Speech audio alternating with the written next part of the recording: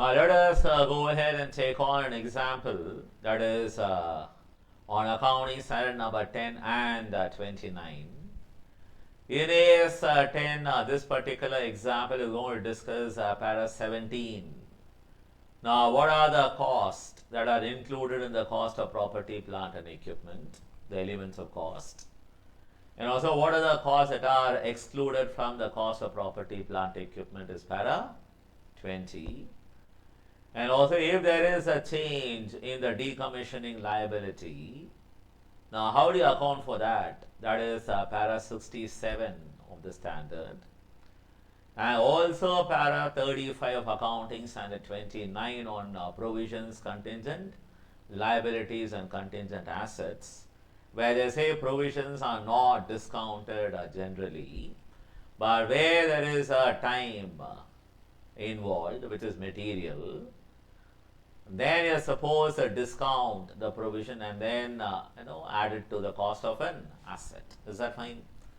Now let us go ahead and take on this scenario based question. Yes. Sunrise Manufacturing Limited purchased a new automated machine on 1st April 2024 for rupees 50 lakh. Additional details are as follows.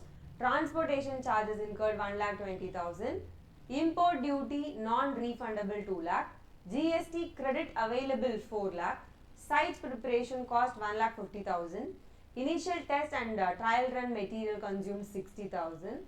Training cost of staff 70,000. Administrative overheads related to general operation 55,000. Discount received from supplier 1 lakh. Estimated dismantling and site restoration cost at the end of useful life is 3,50,000. Its present value is 3 lakh. It's recorded as per AS 29, para 35, the present value method. The machine was ready for use on 1st June 2024 and commenced production on 15 June 2024. In March 2025, due to a change in the government's safety laws, the dismantling cost estimated was revised from 3,50,000 to 4,20,000 and the present value is 3,70,000. Now that is the data given in the question. Now before we can go ahead and take on those questions out there, please understand, you are supposed to capitalize 50 lakh, the amount you paid for the machine, right? Yeah. And minus any discount received. Nothing given, you can assume these are trade discounts. And of course, you will add any non-refundable taxes and duties. Over here, you are supposed to add import duty, but do not consider GST because you're going to enjoy a credit. And then you got to add all the directly attributable cost to bring the asset to the present location and condition, right? Therefore, you want to add all the transport cost and then the trial run cost and then the site preparation cost and so on and so forth. And you will also have the initial estimate or the present value of the cost to dismantle the asset and restore the site. Okay, having that background, let us walk into the questions. Yes, ma'am. So first question, which of the following amounts should not be included in the initial cost of the machine? Please remember, two things will not be considered. You should not consider training cost and then do not consider the admin overheads, right, which are general overheads.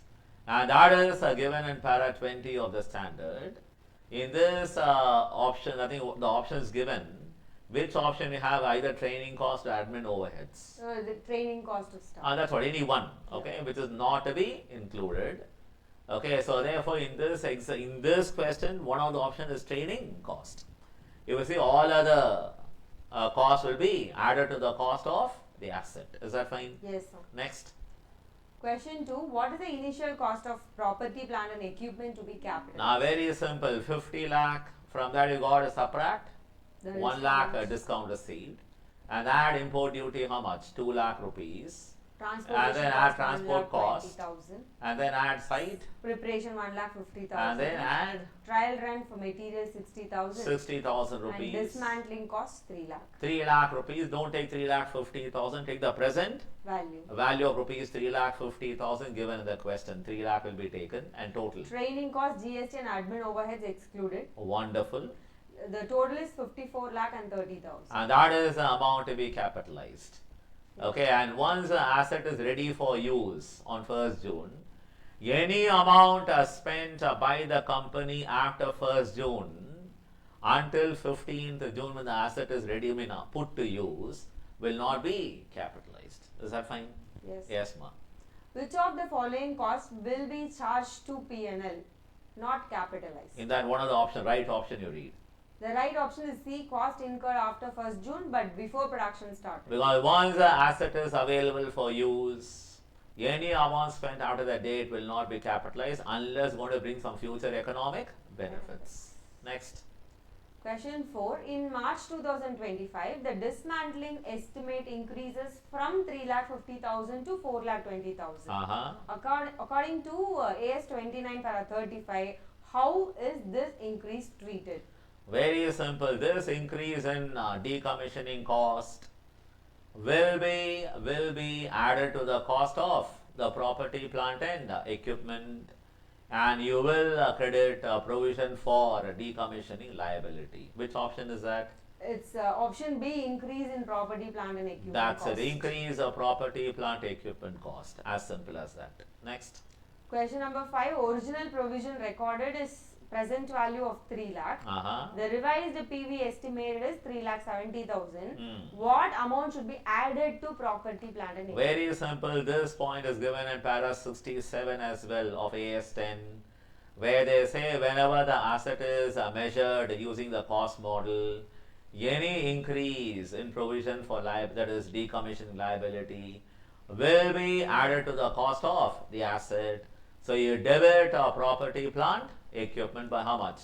By rupees 70,000, and credit provision for decommissioning liability 70,000. Which option is that? 70,000. Option A. That is all, guys. Okay, so guys, go through this example really well. Okay, do follow the link given below in the description. That is follow us in Telegram channel. Is that fine? Yes. And expect, you can expect more questions in our channel. Fine? Yes. Bye bye.